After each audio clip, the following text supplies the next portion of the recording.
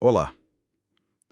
Hoje a gente vai colocar no banco dos réus uma das ideias mais antigas e controversas da humanidade: o livre-arbítrio.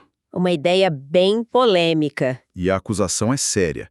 Adquirir não passa de uma ilusão, de que as nossas escolhas, na verdade, não são nossas. Exato. Para analisar esse caso, a gente tem em mãos o material de defesa de um trecho do livro Eleitos, mas Livres, do Norman Geisler. A nossa missão aqui é investigar as objeções mais fortes contra a liberdade e ver como essa linha de argumentação, a da autodeterminação, se sustenta. É um debate que mexe com tudo, né? Responsabilidade pessoal, justiça, até a teologia. A fonte que a gente tem é tipo um manual de defesa para a ideia de que somos sim os autores das nossas ações. E ele não foge da briga, pelo visto. Não, pelo contrário. Ele encara de frente as maiores críticas tanto da filosofia quanto da teologia. Vai ser bem interessante desmontar essa defesa, sabe? Peça por peça, e ver se ela convence. Certo. Então vamos começar pelo básico, porque eu sinto que muita confusão nasce daí. Antes de julgar o livre-arbítrio, a gente precisa saber exatamente o que está julgando. O que o texto define como livre-arbítrio? Essa é a primeira e mais importante etapa. O autor ele mapeia o terreno, assim, e apresenta 3 visões sobre o que causa nossas ações. A primeira é o determinismo. Determinismo. Isso, a ideia de que tudo o que você faz é o resultado inevitável de uma cadeia de causas anteriores. Seja a sua genética, seu ambiente, um plano divino, a escolha já estava feita antes de você escolher, entende? Entendi. Você é como um trem num trilho. Acha que está no comando, mas o destino já está traçado. Exatamente essa imagem. E a segunda visão Qual seria? é o indeterminismo, que é o extremo oposto. Sugere que nossas ações são completamente sem causa, aleatórias. Tipo um curto-circuito no cérebro. Isso, elas simplesmente acontecem. O problema, segundo o texto, é que isso também não parece liberdade, né? Se minhas ações são aleatórias, eu não estou controlando elas. Viro só uma marionete de espasmos. Entendi. Num caso, sou uma marionete de forças externas. No outro, sou uma marionete do acaso. Nenhuma das duas soa como liberdade. Então, qual é a terceira via que o livro defende? É a autodeterminação. A ideia central é que sim, toda ação tem uma causa, mas essa causa somos nós, o agente. Ah, ok. Não é algo externo que nos força, nem o acaso. A pessoa, o eu, é quem origina a ação. E o teste decisivo, a frase-chave que o autor repete é: o agente poderia ter feito de modo diferente. Poderia ter feito de modo diferente. Mesmo que tudo apontasse para uma direção, a capacidade de escolher outra ainda existia. Essa é a liberdade que está em julgamento aqui. Ok, essa é a nossa definição de trabalho. Agora vamos chamar a primeira testemunha de acusação, que eu imagino que seja a mais intimidadora de todas. A lei da causalidade. Com certeza. Se todo evento tem uma causa, o que causa o ato de escolher? Se eu escolho tomar café, o que causou essa escolha? Meu desejo por cafeína. O que causou o desejo? E assim por diante, até a gente chegar no Big Bang ou em Deus. No fim, a causa não fui eu. A acusação parece forte. É o argumento do regresso infinito. E ele é poderoso mesmo. A defesa do Geisler aqui é sutil, mas crucial. Ele diz que a gente está fazendo a pergunta errada. Como assim? O livre-arbítrio não é a causa da ação. Pensa assim, a eletricidade na sua casa não é a causa da sua torrada.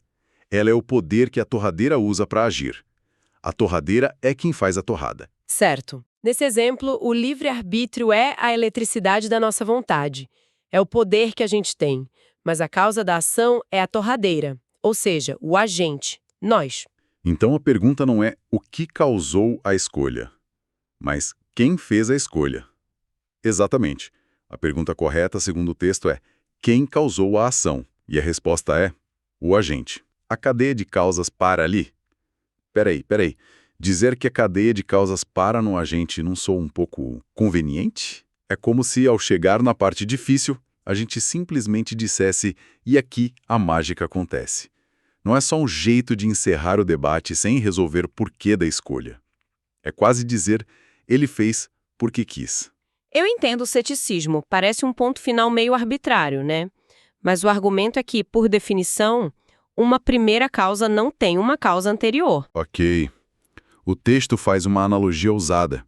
Perguntar o que causou o agente a causar a ação é como perguntar quem criou Deus.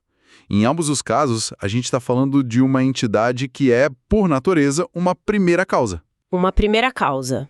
No caso de Deus, do universo, no caso do agente moral de suas próprias ações. Se outra coisa causasse a ação do agente, então a responsabilidade não seria mais dele, né? A liberdade seria uma farsa. Para que a responsabilidade moral exista, o agente tem que ser o ponto de origem. Ok, entendi a lógica. A responsabilidade exige um ponto de partida, e esse ponto é o indivíduo. A defesa sobreviveu ao primeiro interrogatório. Mas isso me leva direto à próxima objeção, que parece uma variação da primeira. Certo. Se o agente simplesmente causa a ação a partir de si mesmo, isso nos soa muito como uma ação sem causa, que é justamente a visão do indeterminismo que a gente já descartou. Isso é uma confusão comum que o texto se esforça muito para esclarecer. Uma ação autocausada não é o mesmo que uma ação não causada. A causa existe, só que ela é interna, não externa. Entendi. Em outras palavras, a decisão não surgiu do nada, de um vácuo. A fonte dela foi o próprio agente. A pergunta crucial não é o que empurrou a primeira peça do dominó, mas sim quem decidiu empurrar a peça.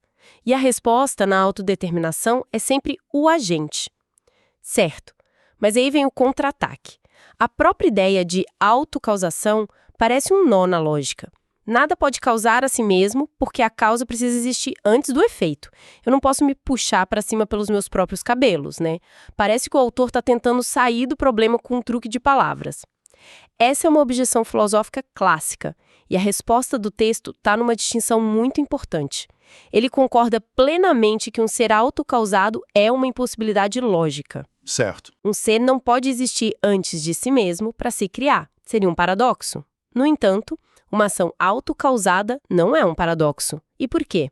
Porque o agente a causa já existe antes de realizar a sua ação, o efeito. Ah, ok. Isso clareia as coisas. Eu já existo antes de decidir levantar o meu braço.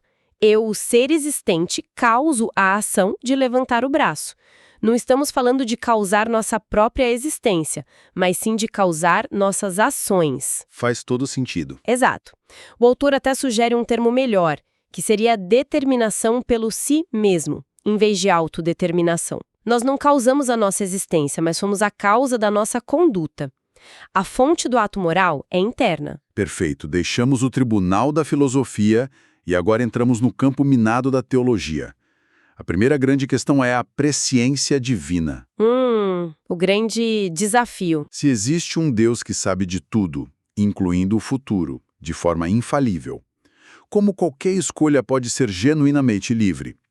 Se ele já sabe que amanhã vou escolher chá em vez de café, minha escolha não está de alguma forma já escrita. É o dominó em escala cósmica.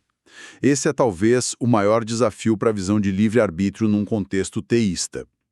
A resposta que o texto apresenta, e ele cita pensadores como Agostinho e Tomás de Aquino, é fundamental. O conhecimento de Deus não é o mesmo que a causação de Deus. Saber não é o mesmo que causar. Exato, saber o que vai acontecer não é o mesmo que fazer acontecer. Isso ainda parece um pouco abstrato. Consegue me dar uma analogia? Claro. Imagina que você tem acesso a uma gravação completa de um jogo de futebol que ainda não foi transmitido. Você assiste a gravação e fica sabendo que, aos 42 do segundo tempo, o atacante vai chutar a bola na trave. Ok. O seu conhecimento do evento é infalível. Você sabe com 100% de certeza que a bola vai bater na trave. Mas o seu conhecimento fez o jogador chutar na trave? Não, claro que não.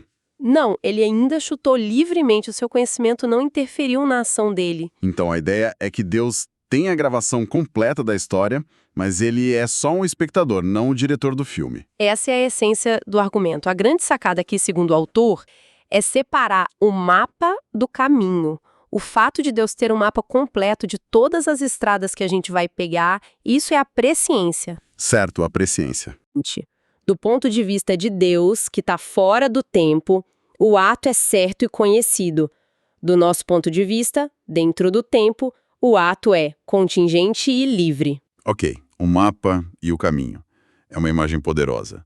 Mas ainda tem uma outra grande questão teológica, a graça divina. Sim, Muitos textos religiosos, incluindo a Bíblia, enfatizam que a salvação é um presente, um ato da graça de Deus, e não algo que a gente conquista. Se a salvação depende inteiramente de Deus, onde entra o livre-arbítrio? Parece uma contradição. essa tensão entre a soberania de Deus e a liberdade humana é o centro de séculos de debate, né?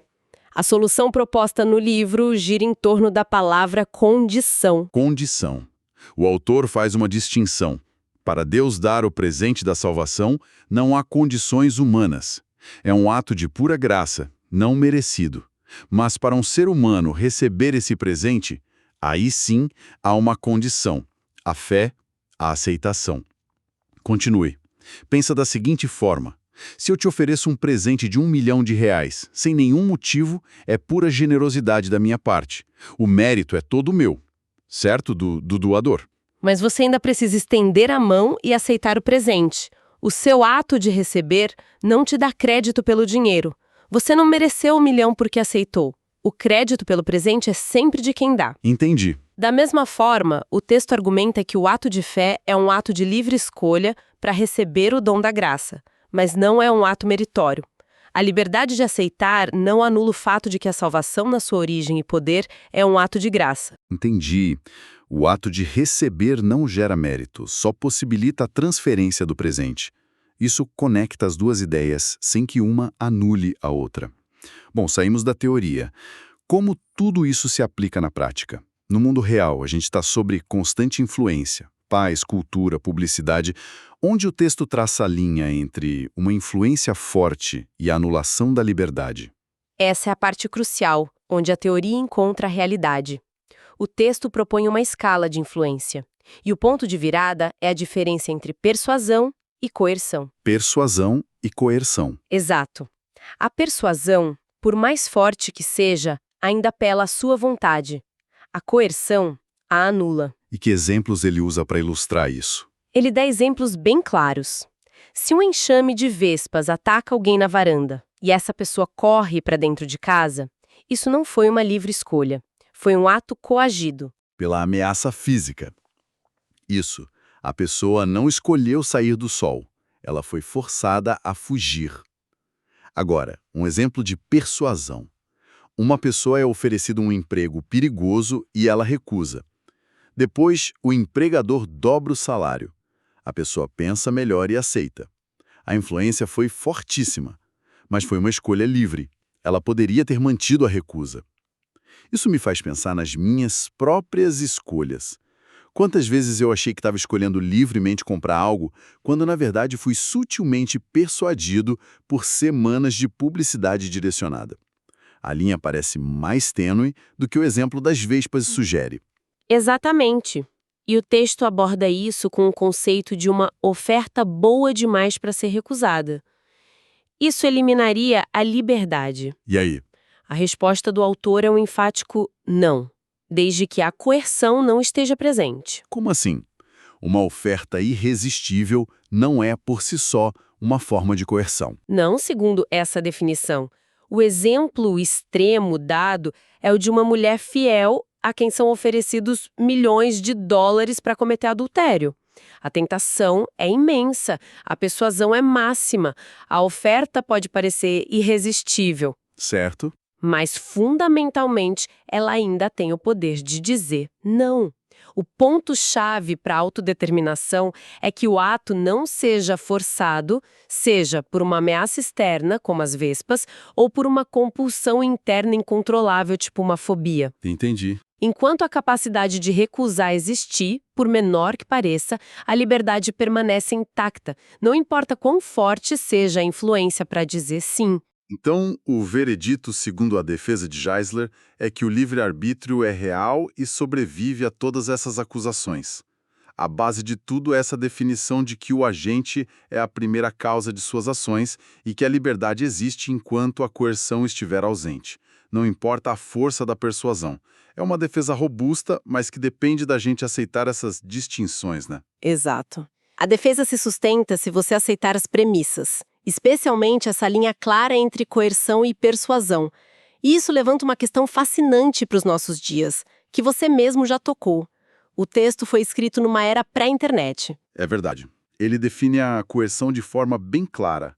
A ameaça física, a compulsão.